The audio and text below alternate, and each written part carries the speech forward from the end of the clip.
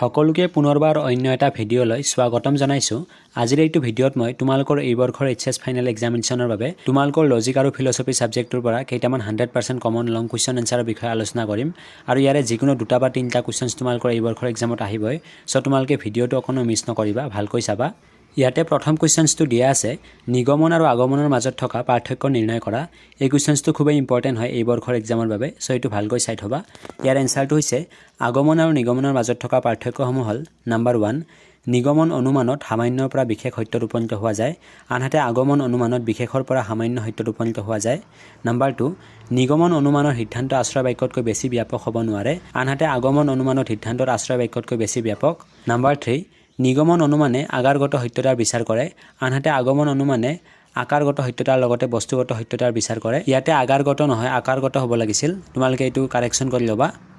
তাৰপিছত নাম্বাৰ 4টোত আছে, নিগমন অনুমান আকাৰত সত্যতাৰ লগত জড়িত, কিন্তু আগমন অনুমান আকাৰগত আৰু বস্তুগত উভয় প্ৰকাৰৰ সত্যতাৰ লগত জড়িত। নাম্বাৰ 5টোত আছে, নিগমন অনুমানত সিদ্ধান্ত আশ্ৰয় বাক্যৰ পৰা অনিবাৰ্যভাৱে নিঃসৃত হয়, আনহাতে আগমন অনুমানত সিদ্ধান্ত আশ্ৰয় বাক্যৰ পৰা অনিবাৰ্যভাৱে নিঃসৃত নহয়। সো এই কুৱেশ্যনছটো ভেৰি ইম্পৰ্টেণ্ট হয়, এইটো ভালকৈ চাই থবা। এতিয়া নেক্সট কুৱেশ্যনটো লৈ, আগমনাত্মক জাপ বুলিলে কি বুজা? আগমনাত্মক জাপৰ সংকটৰ পৰা হাত সাৰিবৰ বাবে বৈজ্ঞানিক আগমনে কিহৰ ওপৰত নিৰ্ভৰ কৰে? এই কুৱেশ্যনছটো ভেৰি ইম্পৰ্টেণ্ট হয়, এইটো ভালকৈ চাবা। ইয়াৰ এনচাৰটো হৈছে, বিশেষ বস্তু বা ঘটনাৰ সম্বন্ধৰ জ্ঞানৰ ভিত্তিত সেই জাতীয় সকলো বস্তু বা ঘটনা সম্বন্ধে সামান্য সম্বন্ধ জ্ঞানত অথবা জ্ঞাত সত্যৰ ভিত্তিত অজ্ঞাত সত্যত উপনীত হোৱাকে আগমনাত্মক জাপ বোলে। আগমনাত্মক জাপৰ সংকটৰ পৰা হাত সাৰিবৰ বাবে বৈজ্ঞানিক আগমনে দুটা মূল বিধিৰ ওপৰত নিৰ্ভৰ কৰে। এই মৌলিক বিধি দুটা হ'ল প্ৰকৃতিৰ একৰূপতা বিধি আৰু কাৰ্যকৰণ বিধি। এই বিধি দুটা পূৰ্ব স্বীকাৰ বিধি, যাক প্ৰমাণৰ কোনো প্ৰয়োজন নাই। এই বিধি দুটাৰ জৰিয়তে আগমনৰ আকাৰগত সত্যতা নিৰূপণ কৰা হয়। সো এই কুৱেশ্যনছটো ভালকৈ চাই থবা। এতিয়া কুৱেশ্যনছ নম্বৰ 3টো লৈ, কুৱেশ্যনছ নম্বৰ 3টো লৈ আগবঢ়াৰ আগতে তোমালোকলৈ সৰু এটা ৰিকুৱেষ্ট, তোমালোকৰ যদি কোনোবাই এই চেনেলটোত নতুনকৈ আহিছা বা প্ৰথমবাৰৰ বাবে ভিজিট কৰিছা, তেতিয়াহ'লে এতিয়া এই চেনেলটোক ছাবস্ক্ৰাইব কৰি কাষত থকা বেল আইকনটো অলপ প্ৰেছ কৰি থৈ দিয়া, কিয়নো এইটো চেনেলৰ যোগেদি মই 2024 বৰ্ষৰ এইচএছ ফাইনেল এক্সামিনেশ্যনৰ বাবে সকলো ছাবজেক্টৰে কমপ্লিটে ফ্ৰীতে প্ৰিপাৰেশ্যন কৰাই আছোঁ আৰু ইম্পৰ্টেণ্ট কুৱেশ্যন এনচাৰসমূহ দি আছোঁ আৰু লগতে মই মডেল কুৱেশ্যনছ পেপাৰসমূহ দি আছোঁ। সো তোমালোকে ছাবস্ক্ৰাইব কৰি থবা, খুবেই হেল্পফুল হ'ব। বৈজ্ঞানিক আগমনে নিৰ্ভৰ কৰা বিধি দুটা কি কি? এই দুটা বিধিৰ অৰ্থ কি?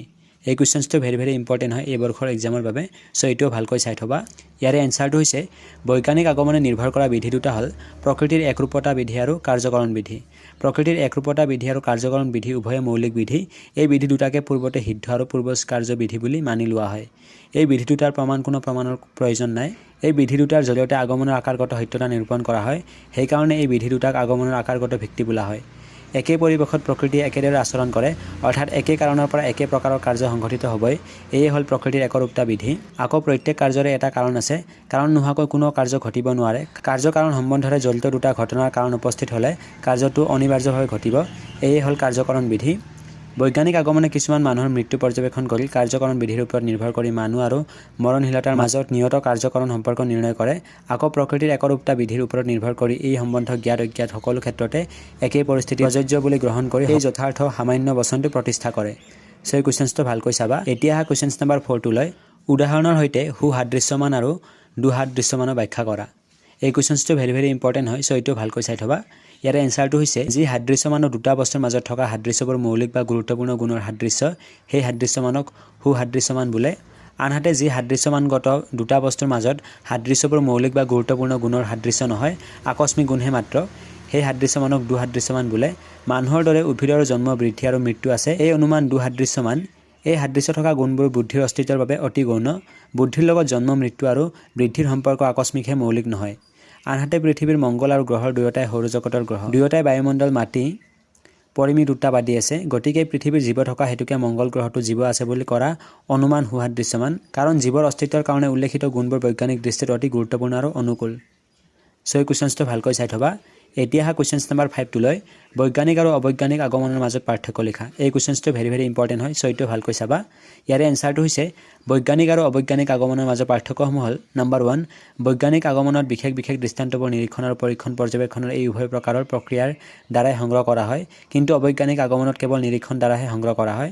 নাম্বাৰ 2 বৈজ্ঞানিক আগমন এটা জটিল প্ৰক্ৰিয়া বৈজ্ঞানিক আগমনৰ তুলনাত অবৈজ্ঞানিক আগমন অতি সৰল নাম্বাৰ 3 বৈজ্ঞানিক আগমনত আকাৰগত ভিত্তি হিচাপে প্ৰকৃতিৰ একৰূপতা বিধি আৰু কাৰ্যকাৰণ বিধিৰ ওপৰত নিৰ্ভৰ কৰা হয় অবৈজ্ঞানিক আগমনত কাৰ্যকাৰণ সম্বন্ধ নিৰ্ণয় কৰাৰ চেষ্টা কৰা নহয় নাম্বাৰ 4 বৈজ্ঞানিক আগমনৰ সিদ্ধান্ত নিশ্চিত স্বভাৱৰ কিন্তু অবৈজ্ঞানিক আগমনৰ সিদ্ধান্ত সম্ভাৱনামূলক সো বৈজ্ঞানিক আৰু অবৈজ্ঞানিক আগমনৰ পাৰ্থক্য দুটা খুবেই ইম্পৰ্টেণ্ট হয় এই বৰ্ষৰ এক্সামৰ বাবে এইটো তোমালোকে ভালকৈ চাবা এতিয়া কোৱেশ্চনছ নম্বৰ 6 টো লৈ বৈজ্ঞানিক আৰু অবৈজ্ঞানিক আগমনৰ তিনিটা সাদৃশ্যৰ বিষয়ে লিখা এই সাদৃশ্য কেইটাও খুবেই ইম্পৰ্টেণ্ট হয় সো এইটো ভালকৈ চাবা ইয়াৰ এনসাৰটো হৈছে বৈজ্ঞানিক আৰু অবৈজ্ঞানিক আগমনৰ তিনিটা সাদৃশ্য ক নম্বৰ দুই প্ৰকাৰৰ আগমনে একোটা যথাৰ্থ সামান্য বচন প্ৰতিষ্ঠা কৰা হয় খ নম্বৰ উভয়ে পৰ্যবেক্ষণৰ ওপৰত নিৰ্ভৰশীল গ নম্বৰ দুই প্ৰকাৰৰ অনুমানতে আগমনাত্মক জাপ থাকে সো এই কোৱেশ্চনটো ভালকৈ চাবা এতিয়া কোৱেশ্চনছ নম্বৰ 7 টো আগমন পদ্ধতিৰ চাৰিটা স্তৰ সংক্ষেপে ব্যাখ্যা কৰা এই কোৱেশ্চনটো ভালকৈ চাবা খুবেই ইম্পৰ্টেণ্ট হয় ইয়াৰ এনসাৰটো হৈছে আগমন পদ্ধতিৰ চাৰিটা স্তৰ হৈছে ক নম্বৰ নিৰীক্ষণ আগমনত নিৰীক্ষণৰ সহায়ত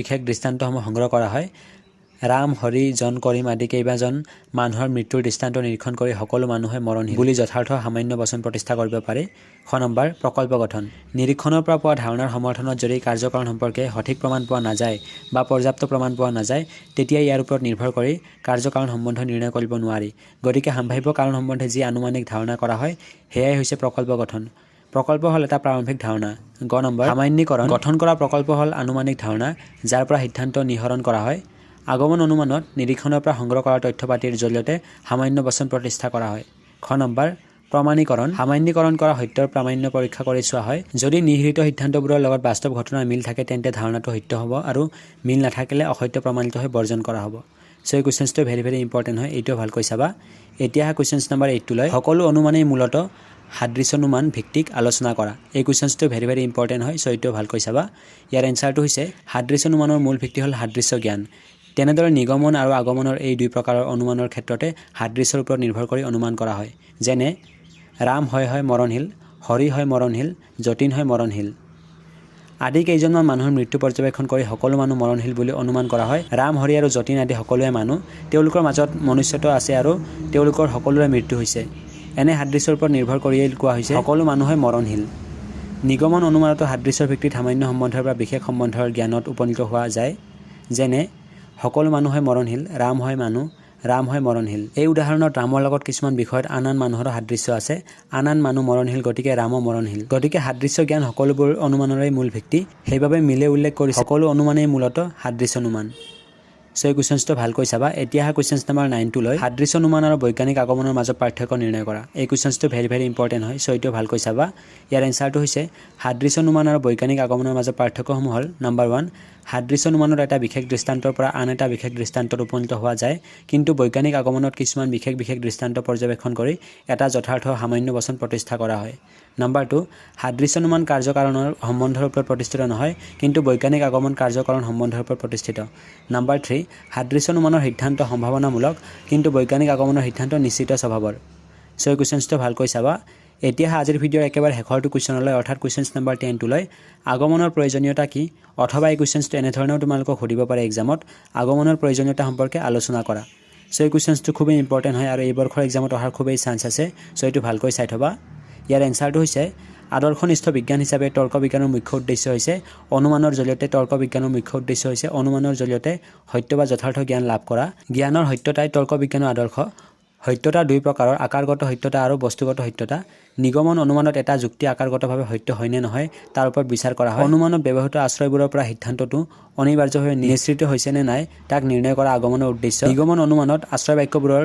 বস্তুগত সত্যতা সম্পৰ্কে কোনো প্ৰশ্ন কৰা নহয় বিনা প্ৰশ্নে আশ্ৰয় বাক্যবোৰক স্বীকাৰ কৰি লোৱা হয় আৰু এই স্বীকৃত আশ্ৰয়বোৰক আশ্ৰয় কৰি আৰু এই অনুমানৰ বিধি নিয়ম পালন কৰি সিদ্ধান্তত উপনীত হোৱা যায় গতিকে নিগমন অনুমানত কেৱল আকাৰগত সত্যতাৰ বিচাৰ কৰা হয় কিন্তু আকাৰগতভাৱে সত্য হ'লে কোনো এটা যুক্তিক সম্পূৰ্ণভাৱে সত্য বুলি ক'ব নোৱাৰি কাৰণ কোনো এটা যুক্তি বা অনুমান সত্য হ'ব লাগিলে ই বস্তুগতভাৱে সত্য হ'ব লাগিব কাৰণত সত্যতা আৰু বস্তুগত সত্যতা উভয়ে একে সত্যতাৰ দুটা দিশ বিশেষ বচনৰ বস্তুগত সত্যতা অভিজ্ঞতাৰ সহায়ত নিৰূপণ কৰিব পাৰি, কিন্তু সাধাৰণ বচন যেনে সকলো মানুহ হয় মৰণশীল আদি সামান্য বচনবোৰৰ বস্তুগত সত্যতা নিৰূপণৰ বাবে আগমন অনুমান অতি প্ৰয়োজনীয়।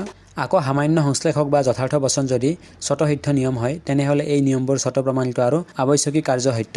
বিনা প্ৰমাণে এই নিয়মসমূহ গ্ৰহণ কৰা হয়, কিন্তু আন কিছুমান সংশ্লেষক বচন আছে ব্যাপকতৰ সামান্য বচনৰ পৰা নিগমন প্ৰক্ৰিয়াৰে পাব পাৰি। এনে সামান্য বচনৰ সত্যতা ব্যাপক সামান্য বচনৰ সত্যতাৰ পৰাই নিৰূপণ কৰিব পাৰি, যেনে সকলো প্ৰাণী হয় মৰণশীল, সকলো মানুহে প্ৰাণী, সকলো মানুহে মৰণশীল। এনে সামান্য বচনৰ সত্যতা প্ৰমাণ কৰিবৰ বাবেও বাস্তৱ অভিজ্ঞতা বা পৰ্যবেক্ষণৰ ওপৰত নিৰ্ভৰ কৰিবলগীয়া নহয়।